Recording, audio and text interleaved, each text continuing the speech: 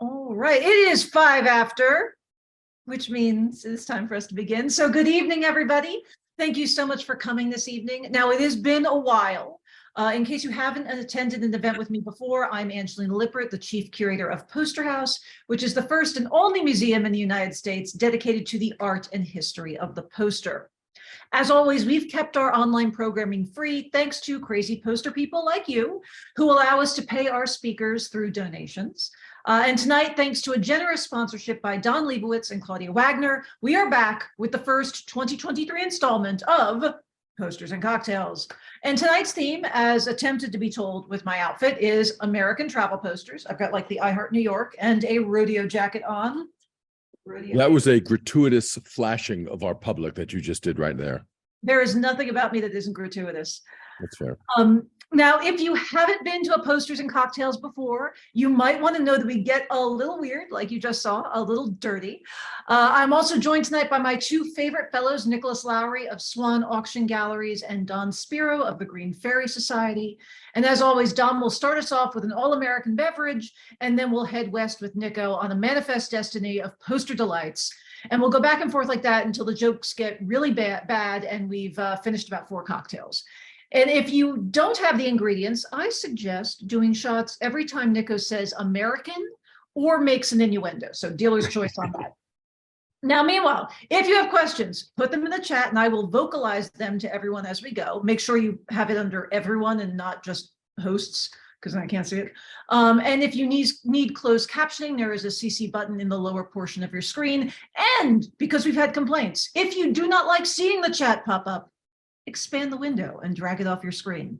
And now, Don, what is our first cocktail of the evening and its relevant city? Well, our first cocktail of the evening is absolutely an all-American cocktail. It is called the Moscow Mule, and it is from actually Los Angeles, California. And it's got an absolutely fantastic history. It goes all the way back to the Russian Revolution, when the Smirnov family escaped to Europe, Smirnov with a V. And Vladimir Smirnov had tried to establish vodka distilleries, and it wasn't going so well. So in 1934, he sold the Smirnov family recipe and the brand with 2 Fs, and the North American rights to a gentleman named Rudolf Komet, who was a Russian emigre to the United States. Now, he began distilling Smirnoff vodka and American vodka in Connecticut. And it didn't do too well. He wasn't the best salesman, so he sold it to a gentleman named John G. Martin, who was a president of Hubline, a food and beverage import-export company. His people there thought he was crazy to buy a vodka company, but he thought he could make a go of it. And in 1941, Martin was trying to get Smirnoff vodka off the ground. This is, of course, before we entered World War II, and we were real close friends, I guess you'd say, then with the Russians. And he was at the Cock and Bull pub on Sunset Boulevard, which is still there. It's in Hollywood, with Jack Morgan, who was the owner of the pub. Now, Jack Morgan had a brand of ginger beer, or he was trying to launch. And they were trying to figure out, well, what can we do with this ginger beer? What can we do with this vodka? Legend has it that in walked a lady named Sophie Berechinsky. Her father had a copper factory in Moscow, and she was trying to unload a whole bunch of mugs in the United States. So the 3 of them got together talking about Smirnoff vodka, ginger beer, and copper mugs. And that's how the Moscow Mule was invented. Anyway, that's the story. So it's kind of like a Dark and Stormy, if you like those, but with vodka instead of rum. And we're going to build one of those right now in a copper mug. So we're going to start with a fresh lime. I'm going to just cut this right in half because we're going to take a piece of it for a garnish, just a wheel. There we go. Now, we're going to juice that. We're going to have half an ounce of lime. So we're going to get a jigger, fresh squeeze, a half an ounce of lime. Get in there. It's going to take both. And the way a lot of people do it is they will use maybe Rose's lime juice, or maybe they will squeeze. There we have half an ounce of lime. Gonna take that, put it right into our mug, strain it. Of course, we don't want the pulp in there. There we go, excellent. And then what I like to do, it's one of the older recipes, is you take half of your lime husk, and toss that in there too for all the oils of the lime. Now let's set this aside. Then we're going to add 2 ounces of vodka. I happen to have Smirnoff vodka. If you can see, it says bottom, made in America. So we're going to add 2 ounces of this, building it right in the copper mug.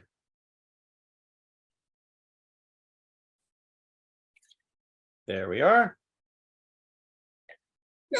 You can add more if you like. It's really up to you what you choose. And then I'm going to put ice in it. Fill it with ice.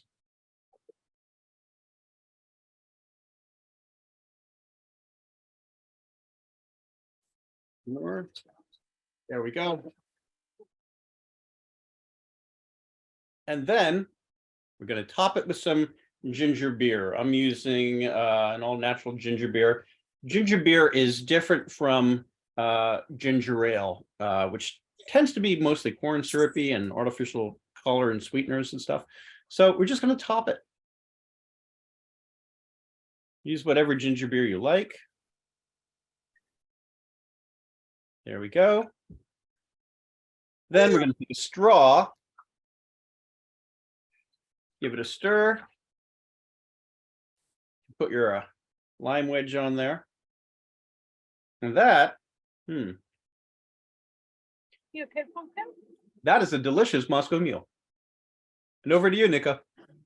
But, fantastic. I believe, Don, the first time I heard you talk about the history of the Moscow Mule was at the poster house party at the vodka distillery, right? That's absolutely true. And actually, that's when I really started researching it and found out the crazy, fascinating history. It's amazing that the Moscow Mule is a American drink that's so funny and so great, and really kind of apropos as it brings us to the beginning of this presentation on American travel posters. And where we're going to begin is right where the Moscow Mule is from, Southern California and Los Angeles. And as I understand it, there are a lot of people who are tuned in from that part of the world. So this is great for them. And we're going to start with, I believe this is not the earliest poster that I'm showing today, but a very early poster, circa 1933. That's one of my absolute favorite posters you've ever had at Swann. I love that poster. I mean, it's definitely a great poster. I'm curious if you, and anybody who's watching, Angelina, Don, yourselves included, any of the guests this evening, of our attendees, if there's a poster you particularly love, throw it into the chat. Angelina, if I'm talking, shout it out. I don't mind. Oh, I actually, there is a question for Don in the chat. Did Smirnoff copyright the name? I believe he must have, because he sold the North American rights to the name. And actually, I remember something about eventually, after the wall fell, there were people possibly related to the family who opened it up again in Russia to make Smirnoff, and Hubla and Company, or whoever owns Smirnoff right now, sued and still has the North American rights. But of course, it's Smirnoff with the 2 Fs. Cool. All right, back to you, Nico. I will interrupt you as needed.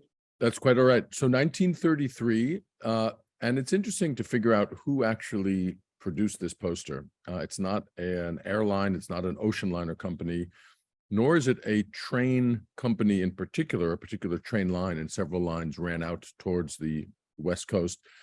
This is a generic poster that was put together by a conglomerate of train companies in the early 1930s that were seeking to fight the sort of onslaught of automobile traffic and how that was eating into the train ticket sales. So this is just a generic poster, travel by train. They're like, we don't care what train you get on. Buy a ticket on a train. Don't take your car to California. And it's this incredible, luxurious West Coast ideal with this woman in her beautiful floral dress, overlooking a vista of the snow-capped mountains, the ocean, the hills. If you see there in the sort of middle foreground, there's a threesome playing golf. Who doesn't like a threesome? You've got this sort of Spanish style homes there also in the middle ground. Really just this incredible vista of California. I'm curious, Angelina, what about this makes it one of your favorite posters? What is the appeal? I mean, it has like the same thing that was appealing with a lot of Brothers posters, a glamorous person in the foreground, a sweeping vista. It works well for the Atlantic City posters by Eggleston. It's that same trope that we see over and over again in some of the greatest travel posters. I also just plugged your New York show in the chat for people who want to see more travel by train stuff then. Nice. Not a trivial trope either, I should say. One of the other things about this that I'll point out, which I find astounding and what constantly pleasantly surprises me about the poster world, this is an anonymously designed image. And what surprises me about that is that it's so good, both in its detail, both in what it evokes, its layout, everything about it. It's fantastic. And that this would have been designed anonymously and that there's no credit for the talented artist is just amazing. So moving on now, a little bit later, this is circa 1948. This is for a particular company. This is for Trans World Airlines, TWA, flying their Lockheed Constellations, their Super Connies from coast to coast. And I think what I like best about this, not only is it early, it's immediately post-war, the post-war years. That's when the Constellations went into service. It's really not advertising all that much about Los Angeles. When you think about it, it's like we have old missions, we have palm trees, and you get a little bit of the view in the background. So it doesn't really have a great message, I don't think. It certainly wasn't promoting the culture of Los Angeles. It was really Los Angeles as a geographic destination with an exotic locale, but still a very, very fun image. And we're going to see a number of posters tonight from among my most favorite series of posters, at least for today, for today's purpose. Western Airlines, which I believe began in the 1930s and was absorbed by Delta in the 1980s. Huh? Did you make it like an out? That was not me. I think that was Don's baby. Oh, it was Jack. That's fantastic. Anyway, Western Airlines designed a series of posters. We're going to see a number of them, and they are extraordinary. They are also anonymously designed, which just sort of hurts my sensibility as a specialist, but they're just wonderful. So here for Palm Springs, where you get a couple, riding on a tandem bicycle, you get other couples lounging by a pool, you see the plane coming in low over the mountains, a great sort of Southern California feeling. Oh, did I say Southern California and Western Airlines? The Skyway to Western Playgrounds, that was their tagline. And whoever the artist was who designed these posters was a great illustrator. They're all joyful, they're all pleasant. This fellow not only has his sunglasses by his side, but a pack of cigarettes. So you can really see that this is of an era with surfers in the background and the beach ball. And again, the Western Airlines plane up above. The next image, I believe you will all be familiar with, or certainly many of you. It's an iconic image, frankly, by Stan Galley, circa 1955. And Galley was a stamp designer and an illustrator, but he is best known for a series of posters he designed, actually several series of posters he designed for United Airlines, of which this is one of the best. Several things about this that stand out. I mean, just like some of the previous posters, we see couples in the back, we see beach balls. Don't see a lot of beach balls in contemporary advertising. Is that like a trend that just faded? Back then, apparently it was a big deal. Everybody had a beach ball, and if you went to California, you were expected to play with the beach ball, or you could have had the possibility to play with the beach ball. Have you tried a beach ball at the beach? It like blows everywhere. Nobody. I don't get it, but they were a big deal. Like they're in all these posters. I actually didn't realize there was one into this poster until just now when I was looking at it. What I love is the shadows across her face are from a palm tree. It's not immediately obvious, and I think it's just a very wonderful, subtle hint. The sense of heat from the yellow sky is the first thing that most people experience, but there is that beautiful sort of verdant shade being cast upon her, almost like zebra stripes. The other thing about this, and I will defer to you, my hive mind, is Galli really was a detailed artist, and he didn't work imaginatively in that sense. So I believe that this building in the background is or was an existing hotel, most likely in Palm Springs. And if anybody can figure out what that is, I will be forever in your debt. But really a great poster. The cat eye glasses, Angelina, they speak to me of you. I'm honored. I look horrible in the cat eye glass, but thank you. Anyway, they do. And then you have like the sort of very clean teeth that are still associated with Hollywood today and California. I think that's wonderful. This is also Stan Galli, another California poster, this for Los Angeles. And again, he sort of focuses on the yellow sky. You can see the shade from palm trees again on this woman's arm and chest. She's very fashionable, wearing her sort of violet and green hat. Unlike that earlier poster that just showed the mission and the palm trees, this is beginning to hint really at sort of the soul of Los Angeles, the hip culture and the beautiful people. Again, we have a yellow sky image. Many of you are familiar with this artist, even if you don't realize who it is. This is the artist David Klein, who was TWA's main designer in the 1950s through the 1960s. You're certainly familiar with the poster he designed for New York, featuring the really sort of kaleidoscopic day glow image of Times Square. But here you have a picture of his, of Los Angeles. And again, from my personal opinion, not particularly exciting. You've got the bells of a mission, and you've got birds, and you've got the sun. It doesn't sort of make me feel like I need to go visit. Whereas this one, also by the same artist. The mission was identified in the chat. That is San Juan Capistrano Mission, south of LA. Add that to your auction catalog.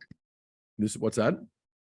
I said add that to the auction catalog listing. It may already have been in. I'm not reading all the details, but thank you. No, this is why I love presenting to people who are geographically better situated to comment on these posters than I am. This is another poster by David Klein, and this is very much in keeping with his sort of psychedelic style that people recognize from his New York poster. Here for the Hollywood Bowl, with the Klieg lights in the sky and the plane. This also exists with different text that says Fly TWA Hollywood. But this is really just a wonderful image. And then we come to this, and Angelina, you and I can have a long debate, conversation, argument about whether or not this is a poster. It's not really advertising anything. It's by Howard Coslow, who did a lot of posters. But this particular image, again, you see no train company, you see no plane company, you see no boat company, you see no bus company. It's merely advertising Los Angeles. It's unclear exactly why it was produced. Where was it used? That is the defining poster. I don't know, but I included it because I love the graphic. I love the sort of geometric representations of the roofs and the pools and the concentric rings of the sun. I think it's really just a lovely image. And then we come to one of the best Western Airlines posters for Southern California, which combines a little bit of everything. You have the coast, you have the mountains, you have the tennis in Palm Springs, and then you have a Hollywood set there. Just sort of, it says it all. It really does. And in researching this, I just want to take a brief side trip here through other posters for Western Airlines, which I, again, really believe are among the best of the sort of mid-century American illustrated designs. This for Mount Rushmore, just a wonderful image, the Black Hills of South Dakota there. Then we have this, the land of 10,000 lakes with Paul Bunyan. I mean, I hadn't actually seen this poster before the other week when I started putting this together. Absolutely wonderful, with the tourists there taking pictures, fishing rods on their shoulders and whatnot. And then this one for Mount Rainier. just great with the wildflowers and all the time with the tagline "Skyway to Western Playgrounds." They also had this one for Salt Lake City and the Mormon Tabernacle Temple, or the temple in Temple Square. Again, in the foreground, you have the woman and her husband holding hands, looking at their map, figuring out their way around the busy metropolis of Salt Lake City. Anybody tuning in from Salt Lake City, I apologize if you heard a little bit of irony in my voice. And the final poster, I'm sorry, what? That was me laughing. That was you laughing, I see. And then the final poster in this section, before I turn it over to you, Don, this is just the last one for Pacific, for Western Airlines for the Pacific Northwest. I don't know if you can clearly see the look of like clear joy on the kid's face as his father lands a fish. He's spending his holiday sitting on the shore while his dad's fishing, but that's a happy holiday, really sort of like a Dick and Jane kind of illustration. And I am going to stop my share there, Don. I'm going to turn it over to you for the next cocktail. And which city is this cocktail from, Don? Because that will determine my next outfit. Oh, okay. Well, what we're going to do is we're going to leave Los Angeles and drive straight up the 5 north, or if you want to go the scenic route, take the PCH and head up to San Francisco. That's where that's our destination for this one. It's a San Francisco cocktail. And it's kind of an odd cocktail. It's called the Boothby cocktail, and it's named after the Honorable William Boothby. He was a California bartender who was also a state assemblyman for a time, known as Cocktail Bill. And he invented the Boothby cocktail, or so they say, which is basically a Manhattan topped with champagne, at the Happy Valley Bar in the Palace Hotel, known for its giant mural of the Pied Piper by Maxfield Parrish. And the hotel published, actually, in 1891, Boothby's American Bartender. And later he came out with a second one from 1908, The World's Drinks and How to Mix Them. That's Boothby right there. And is he a chicken on the first illustration? Yes, of course. Yeah, cocktail. He's got cocktails there. Got it. Yeah, it's kind of a joke. That's not really probably where the word cocktail came from. In fact, everything about this might be apocryphal because the Boothby cocktail is it not in either of these books. So the only time it's actually mentioned is in a poem where it's about what is this great concoction, and the answer is a Boothby cocktail. So my guess is it just meant that any cocktail in this book is a Boothby cocktail, but somehow this recipe came down to us. And what we do is we take a mixing glass and we start with 2 ounces of rye. I've got ragtime rye made right here in New York City. And I'm going to add 2 ounces here.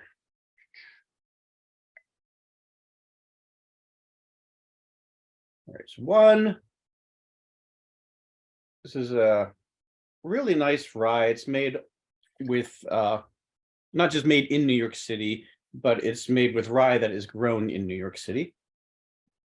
So we've got that. Then we're going to add an ounce of sweet vermouth. I'm actually using Antica formula, Carpana Antica. So it's a 2-to-1.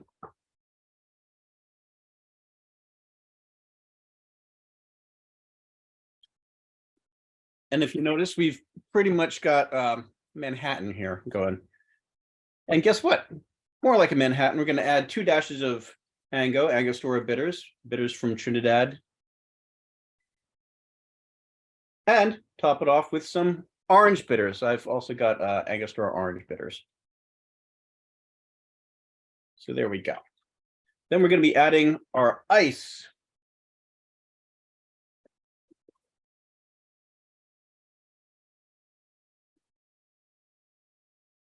And there's no fruit juice in this. There's no cream.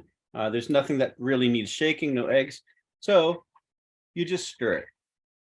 You want to dilute it and blend all the ingredients there together. Okay, so everybody's going, oh, what is this? This is nothing all that special. It seems just like a Manhattan. Gonna pour it into a coupe glass. There we go. Seems a little short. Well, it is. We're going to top it with some champagne. And because I don't want to open an entire large bottle, I've got this mini bottle of champagne.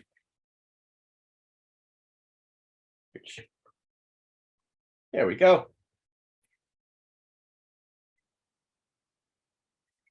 Just top it all off. There we go. And we're going to add one cherry as a garnish.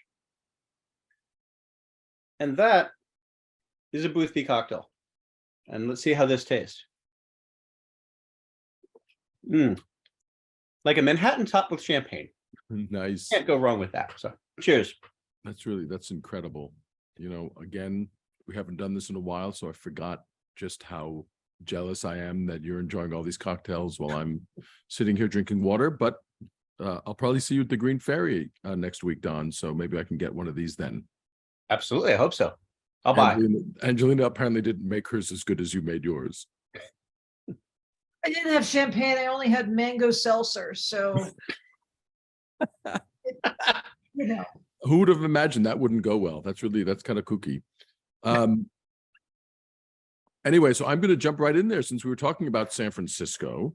I'm going to take a look at some San Francisco posters. And I saw there was a note in the chat that I should say the names of the artists when I know them. As I think I made clear before, I didn't really know a lot of those artists earlier. They were all anonymous pieces, so I couldn't tell you. But some of these for San Francisco, most of these I do know. This is an artist named William Lawson. It's from 1953. And you can't see it too clearly on the poster, but on the bottom of the wing of the airplane, you can actually make out the call number.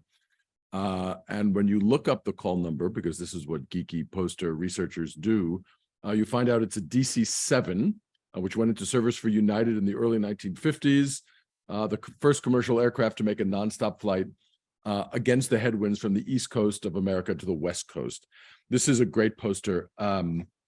You won't see too much of it here, but this meme of a seagull soaring, you'll find in so many posters, and nowhere is it as apropos as it is here with sort of the airline above the Bay Bridge. Really just a great and very rare image. I've only seen one of these in my career. This is that artist Howard Koslow again. Again, a poster advertising San Francisco. It does not have a theme, Angelina. I mean, it does not have a purpose per se. I don't know where it would have been used or what it was advertising, but what a vantage point from one of the towers on the Golden Gate Bridge. Are you sure this is even a poster and not just like a book illustration or something? Well, it's large like a poster. Okay, so you see, you know the physical size of this it. physical size is 40 by 24, so Okay. it's travel poster size. Was it a dorm room decoration? I don't know, but it was definitely, this is definitely not something small. I've handled this before and the Los Angeles one we looked at previously. So I can't really say. But we come back to the work of Mr. David Klein. This is one of his more sought after pieces. Again, the Golden Gate Bridge, and you can see what a different kind of view it is from the previous one. This is just this sort of geometric magic that he weaves in his posters with the wires of the bridge and the city that looks almost pixelated below it. Just amazing. And then we come to another very popular view of California, of San Francisco, by an artist, a Hungarian-born artist named Joseph Fayer. And here he depicts a Douglas DC-8, that's the DC-6 rather, flying over San Francisco, and a view of Presidio Avenue and Market Street. Someone in the chat notes that they have a version of this with a Connie instead of the. You know, I did not include that, but there is a very, very, very similar TWA poster to this. That's exactly right. With almost the exact same view of California Street and Chinatown, the towers of the Oakland Bay Bridge in the distance. Just great, sort of classic San Francisco. And again, you know, I talked about those images for Los Angeles, which didn't really advertise much. This shows a thriving metropolis. It shows nature. It shows an urban environment. It shows all the different culture. Just absolutely fantastic. This is Stan Galley, the fellow who did the art with the women with the palm trees shadowed over their face. Again, you have a cable car here. You've got the Bay Bridge in the background, and I think you'll find cable cars adorning many of the different images advertising San Francisco, as will be seen in this next slide. And I couldn't resist putting these two side by side. It's kind of mind blowing. The first one on the left is our friend David Klein, fly TWA to San Francisco. And on the right, we have an artist I'm not familiar with named John Lichtenwallner. The one on the right is from 1969. It is unclear to me which came first, but there is zero doubt in my mind that whichever one came first, the one that came later plagiarized it, 100%. It's too close on every single level for there to have been anything other than some liberal borrowing of ideas here. But they're both great posters, and they both, I think the one on the right, better than the David Klein, captures the real psychedelic nature of California.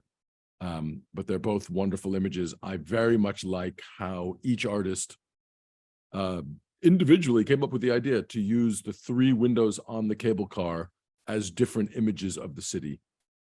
Very, very clever graphic conceit. And then we have another Western Airlines poster. Love this. Super simple, very sort of nice colorized photo of an elegant couple, well-dressed, stylish, hip and young, boarding a cable car. Just nice. And I want to take a small diversion here. Because, as long as we're out west and we're in Los Angeles and we're in San Francisco, I want to take a look at some of the national parks because they were very well represented in posters. This one, I believe, is the earliest poster in the presentation tonight. It's 1924. The artist is Philip Little, advertising Southern Pacific train service to the park. Obviously, before people realized that feeding bears was a problem. Not that it's specifically being encouraged here, but it's kind of being encouraged here. The text, if you can't read it: roughing it, deluxe, trail riding, hiking, fishing, and an opportunity to commune with nature. Really just a fabulous image of these stylish hikers in their knickerbockers and +4s. This from the mid-1930s. It says travel by train, so you would think that it is one of the generic posters that I mentioned earlier on, but this one is branded with a Pennsylvania Railroad logo. Not a great poster really, but it is sort of a beautiful picture of a rugged national park with a train coming around the bend, showing you how you get there. This one is a generic one. Train travel costs are lower. This is 1934. It's an anonymous artist. Very similar scene to the last one, but a whole image here. And 1934 was National Parks Year, deemed so by President Franklin Roosevelt. And it's great. I think for the people back east, this really was a great example of sort of the glory of the Western terrain. Union Pacific Railroad, and I think all of these that I have are railway posters. Circa 1930s, also an anonymous artist. Here you get people in the image, so you really get a scope for the size of the rock formations and the color of the different strata of rocks. Just an absolutely glorious image advertising Grand Canyon, Zion, Bryce Canyon, all by train. By and large, in my professional experience, posters that are photographically done are less desirable than posters that are graphically done. This is a colorized photo, and it has proved eminently popular and sought after in the auction world, on the auction market. I think mostly because of the destination. Here you see riders on their donkeys going up through the Grand Canyon, and the colors are glorious. And those of you who've actually been there know that this color scheme, albeit sort of bright and gaudy in the way of a hand-colored photograph, is not too distant from how it actually looks. This artist is Sidney Lawrence. He was actually known as a painter of light before what's his name? This is from 1932 for the Rainier National Park for the Northern Pacific Railroad, one of the very few horizontal format railroad posters. And if you think that this looks very painterly, Lawrence was a painter, so that would account for that. And I think one of the most famous series of travel posters out west, and the one we used to advertise this presentation tonight, was for the Santa Fe Railway. This is by Elms, probably circa 1950s. And again, you just get a very sort of wonderful illustrative view of local peoples and the geographic wonder. And finally, Don, I'm going to end this section with this one here. Another one in the Yosemite Park series, also by in the Santa Fe series, also by Elms. This for Yosemite National Park, where hikers stop. A lovely graphic conceit where the hikers are basically in the place of us looking at the poster. We are looking at them, looking at the view that we are seeing, and it's a breathtaking view. They've stopped their hike and they are saying, wow, it's incredible. And I think we can all agree it's just a wonderful depiction of the, I guess that's El Capitan, the tallest mountain in Yosemite Park. And with that, I will throw it back to you, sir, for the next cocktail.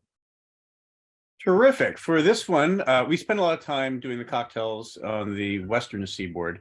Los Angeles and San Francisco, both port cities, and port cities were known for their cocktail programs.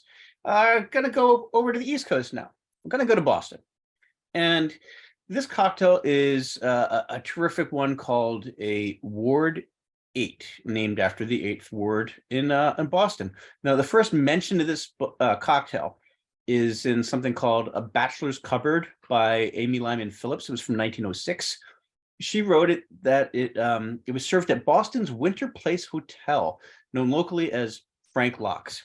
Now, the story goes, well, not the story, the actual facts go that in 1892, Frank Locke had a bar, a wine bar, next to Louis Ober's restaurant in an alley called Winter Place. It was actually south of Beacon Street in the 7th Ward. Now, together they became the Winter Place Tavern and eventually the Locke Ober Cafe. So legend has it says that the Ward 8 was invented at the Locke Ober in honor of Boston's 8th Ward political boss, Martin M. Lomasney. Yes, that's it, Lomasney. That he won a state senate election in 1898, and that's what this cocktail is celebrating. Now, this guy, Lomasney, I keep saying that wrong. Lomasney was a state senator, also state representative and alderman. He was the big political boss in Boston at the time. And I don't know if he was actually running for election that year, but according to Wikipedia, at least, he was in charge of organizing the convention that would nominate the candidate. So who knows? Now, I do have it, though, on excellent authority that the Winter Place is close to the State House in Boston, where the election results were tallied. So it is entirely possible the cocktail was invented at the Locke Ober in honor of an 8th Ward election. And elections were often fueled or celebrated by cocktails. In fact, the first article that defined the word cocktail was in reference to beverages that were being handed out at an election campaign. And although Lomasney never drank, he influenced every political decision in Boston's West End. So if a cocktail was named after an election in the 8th Ward, he probably was involved. We're going to start with, again, rye. The last time for the Boothby cocktail, I was using ragtime rye, which is just over 90 proof. But for this cocktail, because there's some other ingredients at play, I'm going to use another ragtime rye, but this one is straight rye whiskey, single barrel cask strength. So it's 112 proof. So it's got a little bit more of a bite. And we're going to do 2 ounces of that. And we're going to build it. You can put it in a shaker. I'm using a mixing glass. But this cocktail is going to be shaken. And the reason it's going to be shaken is because of our next ingredient. We're going to be adding some lemon juice, some fresh lemon juice. So, got a lemon here. It's only going to be a ½ ounce, freshly squeezed. There we go. Okay. So I'll measure out a 1/2 ounce.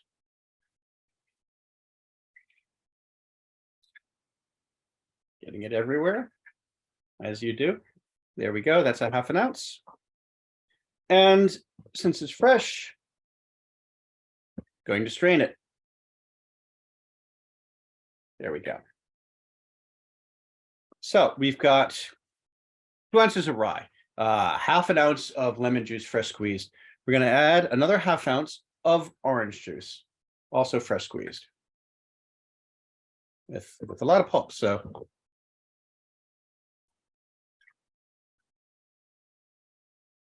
you don't really want, well, maybe you do want pulp in your cocktails, but I don't. So it's kind of nice just to do that. All right. Next, 2 teaspoons of grenadine. I'm going to use bar spoons. This is homemade grenadine. I recommend always making your own grenadine. It is much better tasting, better for you than the store-bought stuff. Unless they have real grenadine in the store. All it is pomegranate syrup. So you get pomegranate juice, sugar, and there you go. This happens to have some pomegranate molasses and orange flower water in it. But there you go, 2 teaspoons of grenadine. And then we're going to add some ice. Now, one of the things that they might have done back then is had oranges that were a little bit more sour than the oranges that we have today. Oh, I should get my glass ready. Over the past century, they've been making oranges sweeter and sweeter. So that's what people like. Okay.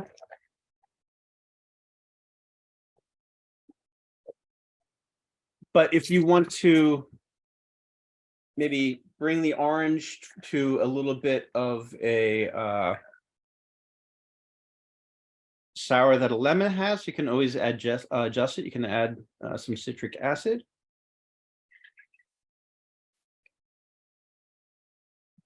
To make it maybe a little more authentic. And then we're going to be adding 2 cherries on the edge. There we go. And this is Ward 8.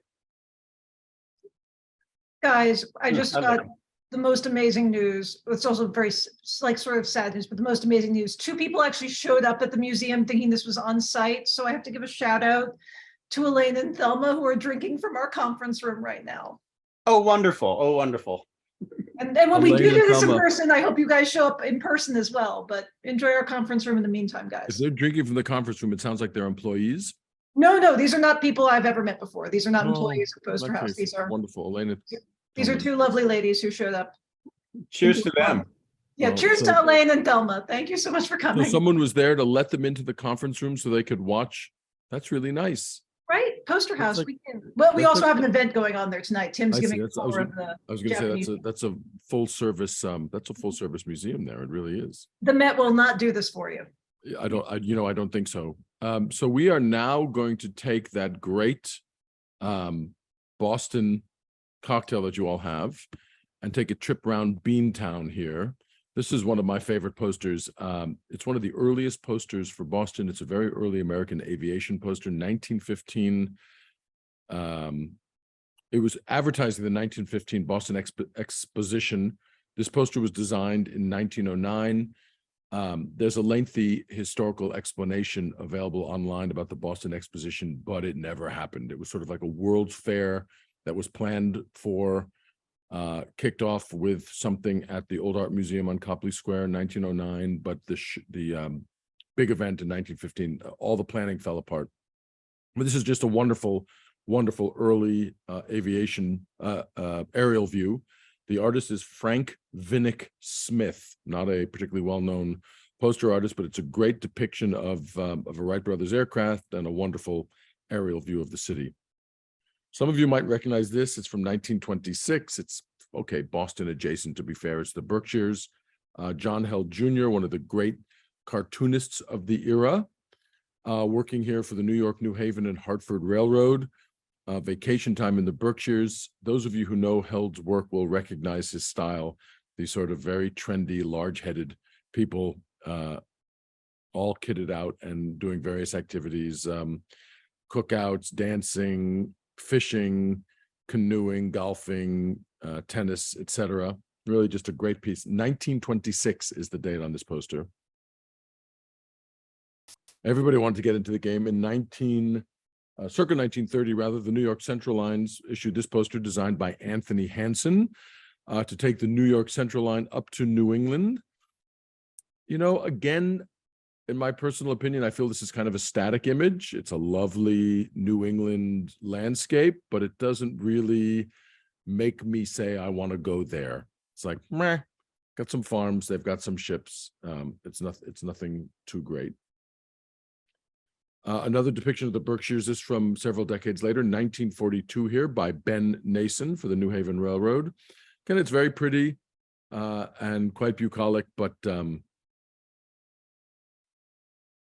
I would say it's just a very singular and weird choice to put a big tree right in the middle of the poster. But artistic license, there you go. Lovely image for the Berkshires. Then we come to Boston itself. This is from the same series, also by Ben Nason.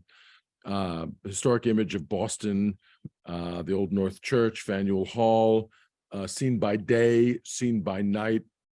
Very sort of lovely and historic piece that really captures the Revolutionary era aspect of Boston, which I think is so important. Ben Nason also designed other posters for the area. This is Cape Cod, a great sort of weekend destination from Boston, with its sailboats and sea villages and lighthouse. And he also designed this poster for Nantucket, another great vacation place that is certainly Boston adjacent. Here with the horse and buggy and the cobblestone streets, beautiful colonial era house. But we saw some work of John Held before. This is another one of his posters, really maybe one of his most sought after for Nantucket from 1925. The inset image in the upper right-hand corner shows us Nantucket's whaling tradition. So you have a whaling ship there, and then the longboat out as the men are actually hunting the whale. And then you have the sort of detailed depiction of the streets and the spires and the houses of the city.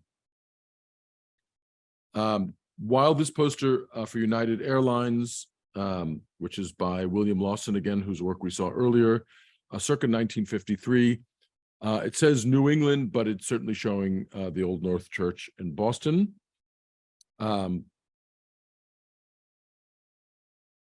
Just another great image. I think it's very evocative, the way you have the sort of shadow of the plane, not the way you have, the way the shadow of the plane is crossing through the image. And then jumping here to the 1970s, we come to David Klein again. And I love the work of David Klein very much indeed, but I feel that he missed the mark here. It looks like he was struggling to figure out what there was about Boston that he could promote.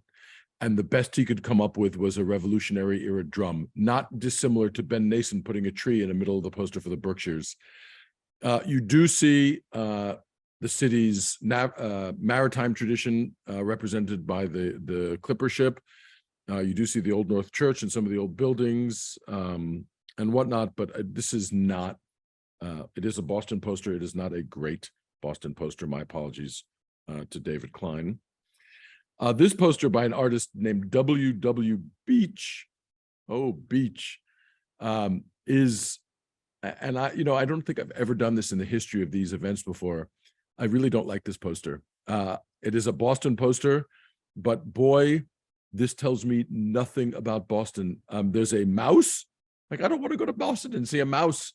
There's a ship in a bottle, and there's a weather vane. Like, that's it. Like, I don't feel like I'm being, my imagination is being tweaked here in a good way at all. We do have the constellation in the upper left-hand corner, but otherwise this leaves me cold as far as traveling to Boston goes. I just, sorry, I guess it's like negative Wednesday today, but Beach, he really missed the mark with this one. Someone in the chat, actually, my friend Jennifer says that poster feels like a Boston poster to get 8th grade social studies teachers excited for the annual school trip. That sounds like something a friend of yours would say. Jennifer, I could not agree more. That is exactly right. This poster by Joseph Binder from 1957 is definitely more elegant. Again, you have the spire of the Old North Church. You have the plane flying overhead, and you get this sort of feeling of New England foliage. So it really is quite nice. Now, the next image, I've sold before, but I'd forgotten about it. And Angelina, I'm wondering if you've ever seen it before. It came as a shock to me to re-see it. It is a poster by a very famous artist, a very famous poster artist named Edward McKnight Kauffer, who designed works in the United Kingdom and in America, but he also designed a poster for Travel to New England. Have you ever seen it? Have you ever I've seen it? never seen that. Like nuts. And it's very similar to a poster he did in the 1930s in England for Devon in Britain, where it had rolling hills. But I was so pleased to see this, just a surprise. And while I feel bad about insulting Mr. Beach and his social studies trip to Boston poster, this one really is great and exciting and different and sort of an unexpected treasure. Well, ain't nothing like a broken down brick wall and some hills. Well, it's an old stone fence. I think it's sort of very evocative of it. You see the steeple of an old New England church there. Anyway, to me, it was more of a surprise to see the poster than I'm not going to tarnish the reputation of Mr. Kauffer by going off on this poster, although I could. Another great surprise is that Greyhound, the bus company, does these wonderful, wonderful posters for many different locations throughout America. This is one for New England. And you know what? This is more evocative than the TWA poster. I mean, this with the lobster, yes. With the lighthouse, yes. With the sea village, yes. With the ships, like it's got the steeple in the background. This one, to me, really says New England. Now, would I get on a bus and go to New England because of this poster? Unclear, but I think it's a really wonderful, wonderful piece. And I guess, I'm not really into sports, but I gather there is a big rivalry between the New York Yankees and the Boston Red Sox, which one could think maybe means there's a big rivalry between New York posters and Boston posters. I don't know if that's necessarily applicable. But this poster here by an artist named Dick Beyer, not a famous artist. I giggle at this one because it says New England has everything. But they don't really show everything. They show the Old Man and the Rock. They show a barn. They show a lighthouse. I mean, my wishes for everything is a lot deeper than what Dick Beyer shows in this poster. This is curious. This is United Airlines. I think this is very, very similar to the Greyhound poster in many ways. It actually shows a New England fisherman. I think it's the Gorton fisherman. It's the Gorton's fisherman. Gorton fisherman. A great. This is Joseph Thayer, whose work we saw before. United Airlines in 1950s, and it again very representative. You have the fish, you have the boats, you have the fishing village, you have the foliage, you have the steeples, and so on. He looks like the Gorton fisherman is the Stay Puft Marshmallow Man terrorizing the village. Yeah, oh my God, kind of sort of like so big he's straddling the entire dock there. That's right. That's the Ghostbusters we need, guys.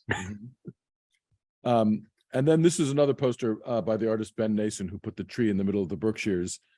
This is very unusual. It's very sweet. I think it does show a lot. Oh, look, there's a beach ball in it. But here you have some of the historical sites.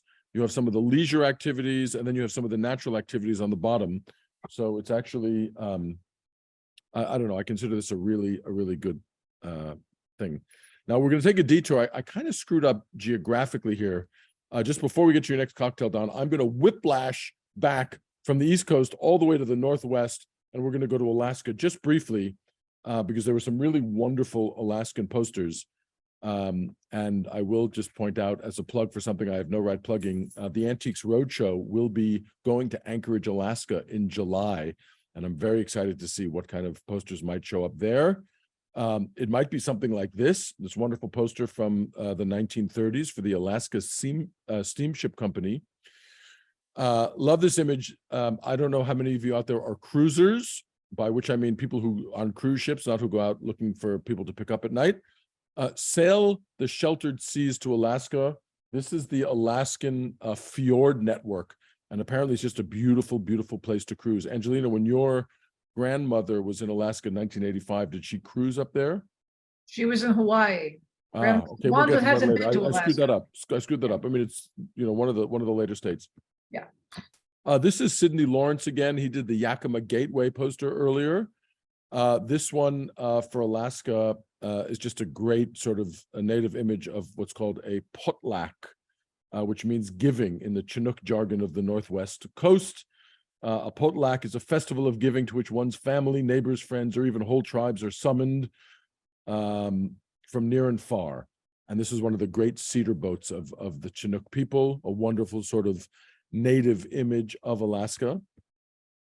Sidney Lawrence again here for the Alaska Steamship Company. You can just make out the ship there in the foreground and the company's logos on either side at the top of the poster, but a beautiful sort of natural vista of a ship sailing up there. And then the final piece before we take our next cocktail break.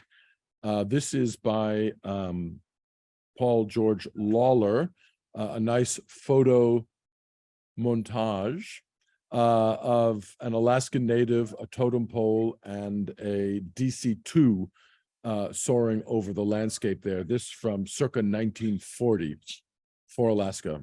I think Tilda is ready to say that we're going to take a break. This is where we're going to break, Don, right before Hawaii. So I'm going to throw it back to you for the Hawaii cocktails. Fantastic. Yes, we are going to be doing a Hawaii cocktail. And I'm kind of curious if there's going to be any train travel or bus travel posters to Hawaii. Yes, Alaska to Hawaii, not that much difference to the last two states to be accepted into the Union. And we're going to make an actual Hawaiian cocktail. There's in the whole tropical scene, I'd say not many cocktails were really invented in Hawaii. They're mostly Caribbean, but this is definitely one, and it's called the Blue Hawaii. It was invented by a gentleman named Harry Yee, who most of the Hawaiian tropical cocktails were invented by him. He was a bartender. He was born in 1918. He actually just passed away last year, so he was over 100 years old, and he is a legend in the tropical bartending scene. He worked as a bartender over 3 decades. He helped spread what they call the tiki culture and tropical cocktails, invented the tropical itch, tapa punch, and mostly worked at the Hawaiian Village Hotel in Waikiki. Hotel bars have always traditionally been like the place to do things. 1957, he was asked to create a cocktail to showcase Bols Blue Carousel, BOLS. It's the company from the Netherlands. And he did, naming it after the Bing Crosby song Blue Hawaii, which fortunately Elvis later covered, made it really popular. He was the first used fancy garnishes, paper umbrellas, that kind of thing, orchids. And actually, I was just reading in this book about acid adjusting and whatnot by Garrett Richard, who has an absolutely amazing version of this, which is a little more complicated than I can show you, but you can Google Garrett Richard Blue Hawaii if you're into fat washing with gin. It's amazing. I've tasted it. But we're going to show you something that you can make at home right now. So we're going to start in a cocktail tin. And we're going to start with, for a tropical cocktail, 3/4 ounce of vodka. And since I have the American-made Smirnoff from the Moscow Mule, there we go. Now, yes, it is a tropical cocktail. So we're going to use some light rum. I'm going to use Don Q Cristal, which is from Puerto Rico. It is 40% alcohol, 80 proof, like most white rums. And this is also going to be 3/4 ounce. There we go. Then, for the color, some blue curacao. If you don't have blue curacao, any curacao will do, and add some blue food coloring. That's basically what they do to make blue curacao. So, 1/2 ounce.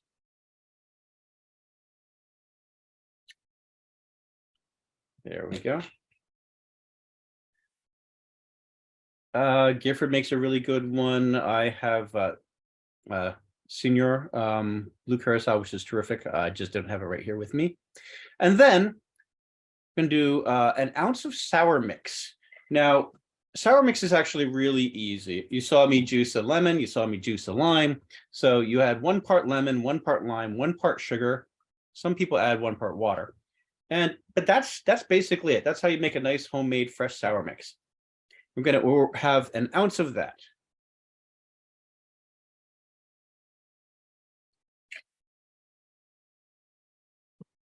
If you prefer just doing all lemon and sugar, that's up to you. And then 3 ounces of fresh pineapple juice. I love pineapple juice. I brought a pineapple today and chopped it up, and leftovers was quite a bit more than 3 ounces of pineapple juice. And I already strained it, so here we go.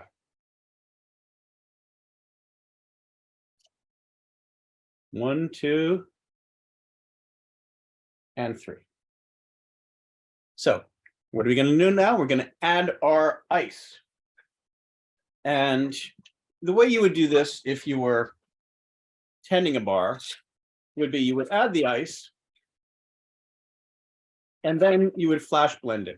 That's one of those blenders that you've seen how they make milkshakes. You stick it up underneath, and because paddle goes down about halfway and it quick blends it for 5 seconds, but I don't have one of those. So I'm going to quick give it a whirl in this blender. Really fast.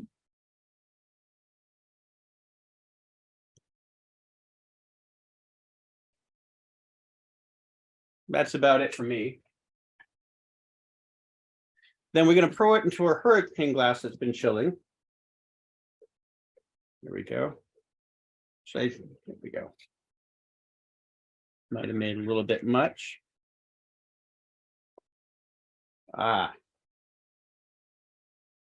And garnish it like Harry would with something fancy. I've got some pineapple and pineapple fronds and a cherry. I don't have an orchid with me, but what's it missing? It's missing a straw. That's how we drink it. So there we go. And that is a very quick blue Hawaii. And it tastes. That's really good. That looks so good, and I don't think you've ever made a drink for us with a blender before. I don't remember.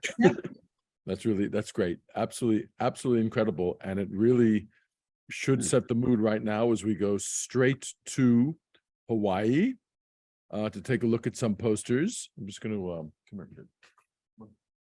Oh, he's getting his dog Tilda, just in case everyone doesn't know who that is. Isn't she cute? Whining a little bit. So I'm going to do this with her in my lap. This is, I mean, you know, Don has Jack. I've got Tilda. She's right here, right? She's ready to go. I love that the Yale Club is currently logged in, and they say they see Don's cocktail and they want to wear a grass skirt. And I'm just so glad that whoever the representative is from Yale wants to wear a grass skirt. A glass skirt. I have a grass skirt. I have a lot to say about a glass skirt. I think you're onto a new fashion trend. Up with glass skirts, I say. Yes. Indeed. All right, bringing us now to Hawaii. This is just an extraordinary Hawaiian poster, circa 1920s. Eat your Xmas dinner in a bathing suit. Hawaii, where winter is kapu. And kapu means taboo in Hawaiian. And there's a long history about the eradication of earlier taboos in Hawaii, apparently initiated by King Liholiho in 1819. But this is a great illustration. It is anonymous. I'm sure someone can figure out who the illustrator was. I do not know. It is advertising, Don, to your excellent point. There are no bus or train companies advertising travel to Hawaii. However, this is a steamer poster. In its size, though, it is exactly the same size as the Southern Pacific posters. So I imagine this is something that was done in conjunction with the Southern Pacific Railway, sort of take the train to Los Angeles, perhaps, and then take a boat from there, or maybe to Seattle, and so on. But eat your Xmas dinner in a bathing suit, Hawaii, where winter is kapu. This may be one of the most famous posters we're showing tonight, and that's one I believe that's come up in one or more of our presentations over the past couple of years. Paul George Lawler is the artist. This is from 1939. San Francisco to Hawaii overnight. It shows the Honolulu Clipper flying boat, the Boeing 314 flying boat, landing in Honolulu, and the passengers coming off being greeted. Angelina, you have to appreciate you got off the plane and you got laid. It's happening right here. I've got 3 lays on me. People should take a drink for that. Angelina's been laid 3 times during the course of this presentation. Exactly. It's wonderful. Everything about this, the outfits, just how enormous the plane is, how it fills up the whole image. And this is an ad for Pan Am. This poster is unsigned, and for many years it was thought to be the work of another Hawaiian advertiser and illustrator named Frank, I think it's Frank McIntosh. However, one of our colleagues, a poster dealer, came across a Pan Am brochure, because very frequently these images were used both on brochures and posters. And on that Pan Am brochure that had this exact same image, it was very obviously attributed to Paul George Lawler. I mean, his name was actually on it, which it's not on the poster. So we can now definitively attribute it to the artist. And it is one of the greatest and sort of most mythical of the Hawaiian travel posters. Talked about the work of Joseph Fayer several times. He worked for United Airlines. Those of you who have been to Hawaii, you are currently looking at Diamond Head as seen at the end of Waikiki Beach. Right now, the beach is about 3 feet wide because all the modern hotels are encroaching on the bay. But back then, there was plenty of room for your surfboard or for just hanging around on the beach. And again, I think the artist does a really wonderful job of incorporating the flora and fauna of the islands into the image, and very cleverly sort of highlights the image by circling it within the woman's lay. And again, Fayer still here, also for United Airlines, circa the 1950s. This is even better as far as flora and fauna go. You get a really great idea about the natural splendor of the island. He also includes a surfer there, sort of in the middle right-hand side. So you get that. And the next poster for Pan Am by an artist named Aaron Fine, mighty fine, circa 1959. Hawaii became the 50th state, I believe, in 1959, and this is one of the earliest posters that would have been flying there to that state.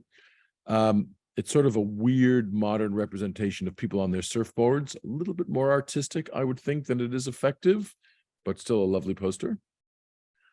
This for Qantas by Harry Rogers. And this one dates also to the 1950s. Again, you see Diamond Head there at the end of Waikiki Beach. Here, the beach is a little bit more built up, but it's sort of naively wonderful that some of the hotels seem to have wooden balconies on them. Right now, they're all sort of concrete monstrosities. And you get all of the wonderful beach life happening there. You get somebody serving an exotic drink to the woman standing there. You have the catamarans and you have the surfboards. I also really, really like the way the typography is done here, sort of in that sort of Hawaiian, I don't know what to call it, Hawaiian design or Hawaiian fabric style. I think that's great.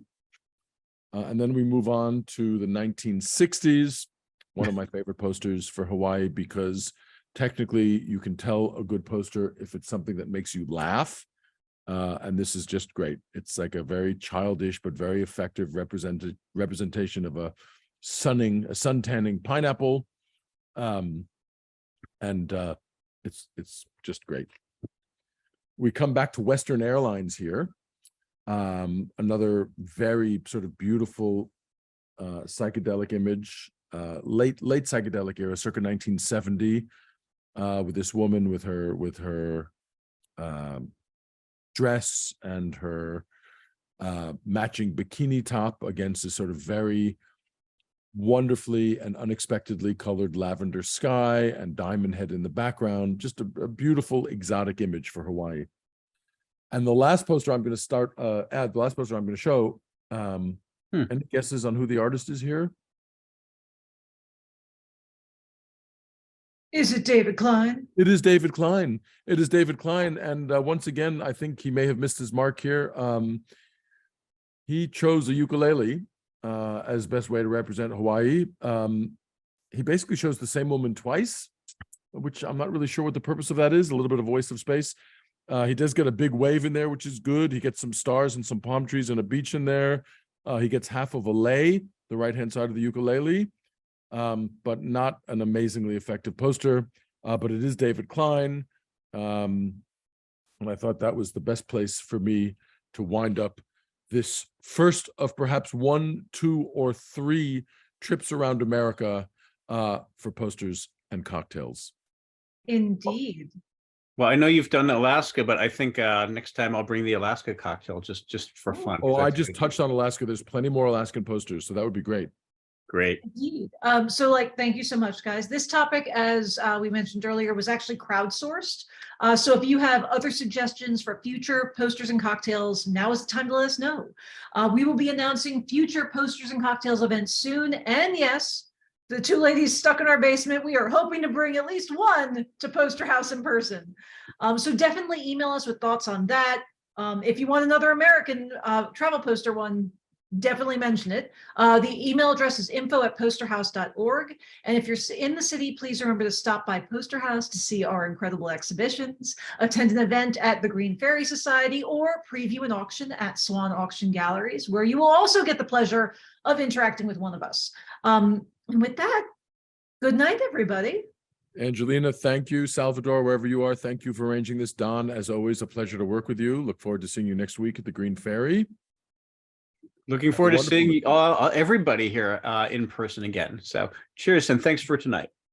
Thanks, everyone. Thanks for tuning in. Thanks for giving us your Wednesday night. Bye, all. Bye-bye. Good night.